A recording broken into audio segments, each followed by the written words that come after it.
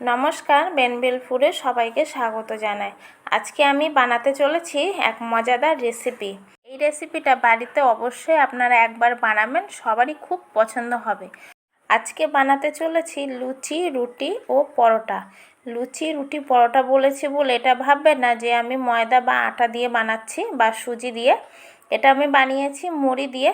তো কীভাবে বানিয়েছি সেটা আপনারা দেখতে হলে পুরো ভিডিওটা ওয়াচ করবেন। আর একবার এইভাবে বানালে সবারই তো খুব পছন্দ হবে। আর রুটি বা লুচি বা পরোটা কিন্তু খুব নরমই হবে, খেতে কিন্তু খুব অসাধারণ লাগে। মুড়ি দিয়ে রুটি বা পরোটা বানালে খেতে কিন্তু খুব অসাধারণ লাগে। তো আপনারা বাড়িতে একবার অবশ্যই ট্রাই করুন। আর এই রুটিটা যদি পরের দিন পর্যন্ত থাকে তাহলে কিন্তু খুব নরম ও তুলতুলে থাকবে। তো চলো দেখে নিই কীভাবে বানিয়েছি মুড়ির লুচি, রুটি বা পরোটা। তো দেখো, এখানে আমি প্রায় 250 গ্রাম মতো সরু মুড়ি নিয়েছি। তোমরা চাইলে এখানে মোটা মুড়িও নিতে পারো। তারপরে একটু ঝেড়ে নিতে হবে, মুড়িতে অনেক সময় বালি থাকে। তা সেই মুড়িটা গুঁড়ি করে নিয়েছি, গুঁড়ো করে এরকম পাউডারের মতো করে নিয়েছি। তোমরা চাইলে এই পাউডারটা, মুড়ির পাউডারটা একটু চেলে নিতে পারো। এবার একটা ডো বানিয়ে নিতে হবে। তার জন্য এখানে 2 চামচ ময়দা দিলাম। তোমরা এর মধ্যে আটাও মেশাতে পারো। তারপরে দেব 1 চামচ কালো জিরে। আর এই কালো জিরেটা তোমরা স্কিপ করতে পারো, কালো জিরেটা দিলে কি স্বাদটা খুব ভালো হয়। তারপরে দেবো 1 চিমটা লবণ। মুড়িতে কিন্তু লবণ থাকে, তো লবণ একটু কমই দেবে। আর তারপরে দিলাম তেল। ময়ম দিতে হবে, এখানে ময়দা দিয়েছি বলে ময়ম দিলাম। তারপরে ভালো করে মিশিয়ে জল দিয়ে মেখে নেব। আর এই আটার মাখাটা কিন্তু খুব শক্ত হবে, বেশি নরম হবে না। মেখে দিয়ে 1 ঘন্টার জন্য রেস্টে রেখে দেবো। তো 1 ঘন্টা হয়ে গেছে। তারপরে আরেকটু ভালো করে মিশিয়ে নিয়ে লুচির মতো লেচি করে নেব। তো তোমরা চাইলে এখানে রুটি বা পরোটা বড় সাইজের করে নিতে পারো। তো আমি সব এক সাইজের লেচি কেটে নিয়েছি।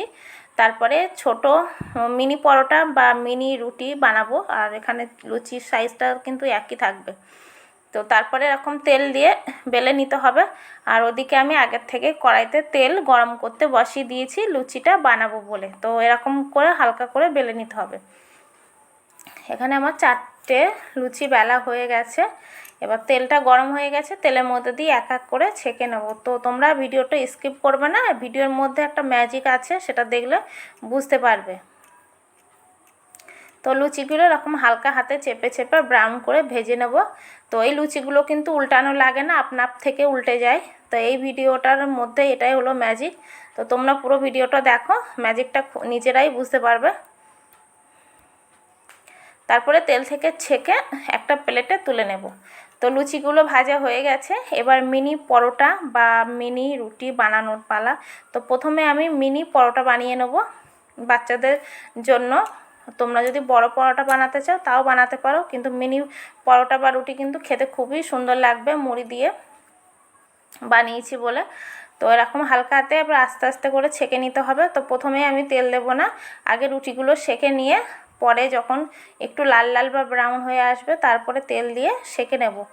তো প্রথমে তেল দিলে কি পরোটাগুলো ফুলবে না, যখন এরকম অল্প অল্প ফুলে উঠবে তেল দেবেন, দেখবেন সব পরোটাগুলো কিন্তু ফুলে একদম বলের মতো হয়ে যাবে। তো দেখো সব পরোটাগুলো বানানো হয়ে গেছে, এবার তুলে নেব। নিয়ে এবার রুটিগুলো সেঁকে নেব। তো আমি এখানে দিলাম রুটিগুলো, এবার সেঁকার জন্য দিয়ে দিলাম। তো এরকম হালকা করে আছে, হালকা আছে কিন্তু তোমরা সেঁকে নেবে। তো এরকম ঘুরিয়ে ঘুরিয়ে যখন হালকা হালকা ব্রাউন হবে এরকম উল্টে উল্টে দেবে। দিয়ে আপনার এক সাইডে খুন্তি দিয়ে এরকম চেপে ধরবে, দেখবে সব কটাই কিন্তু বলের মতো ফুলে উঠবে। তো আমি বলবো অবশ্যই মুড়ি দিয়ে রুটি বানিয়ে খেয়ে দেখবে, খুব সুন্দর লাগবে খেতে। আর যারা আমার চ্যানেলে নতুন ভিডিও দেখছো তারা অবশ্যই সাবস্ক্রাইব করে নেবে এরকম নতুন নতুন ভিডিও পাওয়ার জন্য। তো সব রুটি, পরোটা, লুচি ভাজা হয়ে গেছে। তো তোমাদেরকে আমি একটা ছিঁড়ে দেখাচ্ছি। রুটিগুলো কিন্তু সবই নরম, খুব নরম হয়, তুলোর মতো নরম। আর এটা তোমরা যেটা ইচ্ছা দিয়ে খুশি তরকারি দিয়ে খেতে পারবে। তোমাদের এই রেসিপিটা দেখে একটু সুবিধাজনক মনে হলে লাইক করো এবং শেয়ার করতে একদমই ভুলো না। আর অবশ্যই সাবস্ক্রাইব করে নিবে। আর পাশে থাকা বেল ঘন্টাটা বাজিয়ে নেবে এরকম ধরনের নতুন নোটিফিকেশানগুলো সব পাওয়ার জন্য। তো আজ তাহলে বিদায় নিলাম, দেখা হবে পরের ভিডিওতে এরকম ধরনের নতুন কোনো রেসিপি নিয়ে। সবাই ভালো থাকবে, সুস্থ থাকবে।